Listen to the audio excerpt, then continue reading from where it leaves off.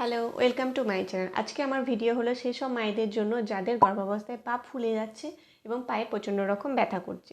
তো ভিডিওটা পুরোটা দেখুন, আশা করি ভিডিওটা অনেকটা হেল্পফুল হবে।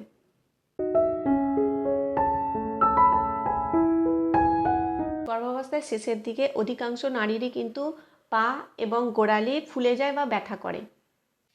তৃতীয় ট্রাইমস্টারে জরায়ুর আকার এবং গর্ভের শিশুর আকার যখন বড় হয় তখন তার মাথার চাপে শরীরের নিচের অংশের যে শিরাগুলো দিয়ে রক্ত হৃৎপিণ্ডে পৌঁছায় সেগুলোকে বাধাগ্রস্ত করে, ফলে শরীরের নিচের অংশে কিন্তু রক্তপ্রবাহ কমে যায়। তখন শিরা থেকে তরল বেরিয়ে শরীরের টিস্যুতে কিন্তু জমতে থাকে। এতে পায়ে জল আসে আর পা কিন্তু ফুলে যায় আর ব্যথা করে।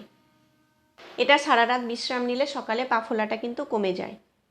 এছাড়াও যে গর্ভবতী মায়ের উচ্চ রক্তচাপ, তারপর হৃদরোগ, প্রোটিনের অভাব, কিডনির সমস্যা থাকে, সেক্ষেত্রেও কিন্তু পায়ে ব্যথা এবং পা ফুলে যায়।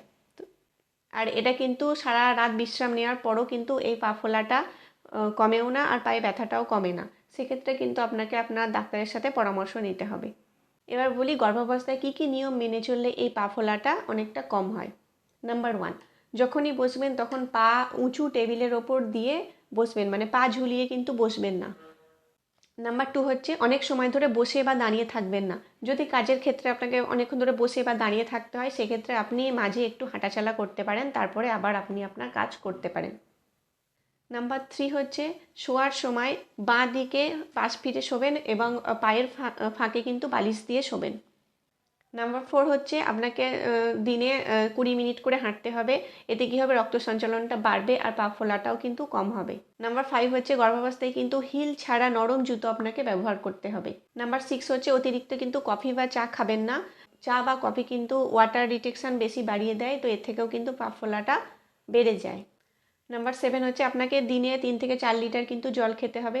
পায়ে জল বাড়ছে বলে যে আপনি জল খাবেন না, এটা কিন্তু করবেন না। আপনি বেশি পরিমাণে জল খাবেন, তাহলে কিন্তু শরীরের বিষাক্ত যে পদার্থ সেটা কিন্তু ইউরিনের মধ্যে দিয়ে বাইরে বেরিয়ে যাবে। এ থেকেও কিন্তু পা ফোলাটা অনেকটা কম হবে। নাম্বার 8 হচ্ছে আপনাকে কিন্তু লবণের পরিমাণ কমাতে হবে। যে কোনো খাবারে কিন্তু বেশি লবণ দেবেন না। লবণ কী করে, ওয়াটার রিটেকশন বাড়ায়, ফলে পা ফোলা কিন্তু কমে না, আরও বেড়ে যায়। কাঁচা নুন তো একদমই খাবেন না। নাম্বার 9 হচ্ছে যেসব খাবারে পটাশিয়াম বেশি থাকে, যেমন আলু, গাজর, বিনস, পালং শাক, কলা, এসব কিন্তু বেশি পরিমাণে আপনাকে খেতে হবে, কারণ পটাশিয়াম সুইটের ব্যালেন্সটাকে কিন্তু কন্ট্রোল করে। এতেও কিন্তু পা ফোলাটা অনেকটা কম হয়। এছাড়াও অ্যাবাবকিন স্টকিং ব্যবহার করলেও কিন্তু পায়ে রক্ত সঞ্চালনটা বাড়ে আর পা ফোলাটাও কম হয়। এবং পায়ে আইস কমপ্লেক্স নিলেও কিন্তু পা ফোলাটাও কম হয়।